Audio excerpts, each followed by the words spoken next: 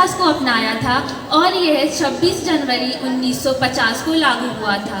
हमारा संविधान हमें बताता है कि हमारे देश को कैसे काम करना चाहिए। ये भारत के सभी नागरिकों को कुछ मूल्यवान अधिकार देता है जो अन्य देशों में अनुपस्थित है। हाँ, एक रोचक बात यह भी है कि हमारे संविधान की शुरुआत में बहुत आलोचना हुई थी। विंस्टन चर्चिल ने कहा था कि नया स्वतंत्र भारत पाएगा, लेकिन सरदार वल्लभ भाई पटेल और जवाहरलाल नेहरू के प्रयासों ने सभी विवादित राज्यों को एक साथ लाकर असंभव बात को भी संभव बना दिया था। अब हम बात करेंगे संविधान के निर्माण के बारे में। हमने हाल ही में अपने संविधान की 70वीं वर्षगांठ मनाई थी। हमारे संविधान में विभिन्न देशों की विशेषताएं शामिल हैं। सबसे बुद्धिमान लोगों में से एक डॉक्टर अंबेडकर जी ने विभिन्न देशों के संविधान का विश्लेषण किया और उनमें से कुछ बातों को अपनाकर हमारे संविधान में शामिल किया। हमने दुनिया भर के संविधानों की सभी सकारात्मक बातों को सीखा, अपनाया और शामिल किया। हमारा संविधान दुनिया का सबसे लंबा लिखित संविधान माना जाता है।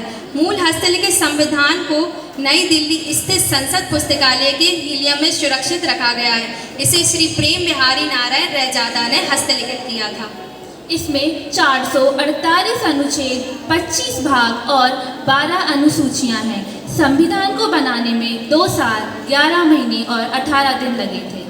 भारत के संविधान को बनाने में कई कानूनों और अधिनियमों का योगदान रहा है, जैसे कि government of India act, Bharat सरकार अधिनियम 1935 में, इंडियन इंडिपेंडेंस एक्ट, भारतीय स्वतंत्रता अधिनियम 1947 में। संविधान की प्रस्तावना में लिखा है कि इंडिया डेट इज भारत। इसका मतलब होता है कि इस देश के 2 नाम हैं, इंडिया और भारत। अब हम इसकी कुछ मुख्य विशेषताओं के बारे में बात करेंगे।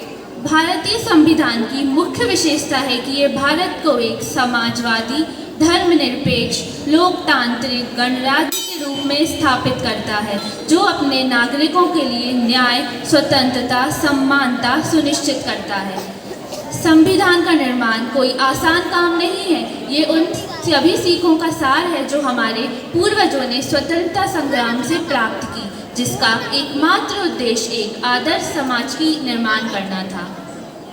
हर किसी के हितों की रक्षा हो ऐसा विधान है कि हर किसी की हितों का रक्षा हो ऐसा विधान है, सबको जोड़कर रखे ऐसा भारत का संविधान है।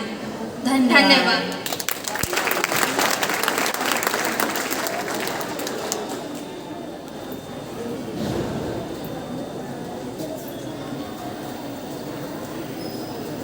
वक्ताओं की विधि है, सुरक्षाओं की निधि है। वक्ताओं की विधि है, सुरक्षाओं की निधि है, बृहत लिखित विधान है, वो भारत का संविधान है। इसी के साथ मैं अगली प्रस्तुति के लिए नीलम प्रजापति को बुलाना चाहूँगी कि वह आए और अपनी प्रस्तुति प्रस्तुत करें।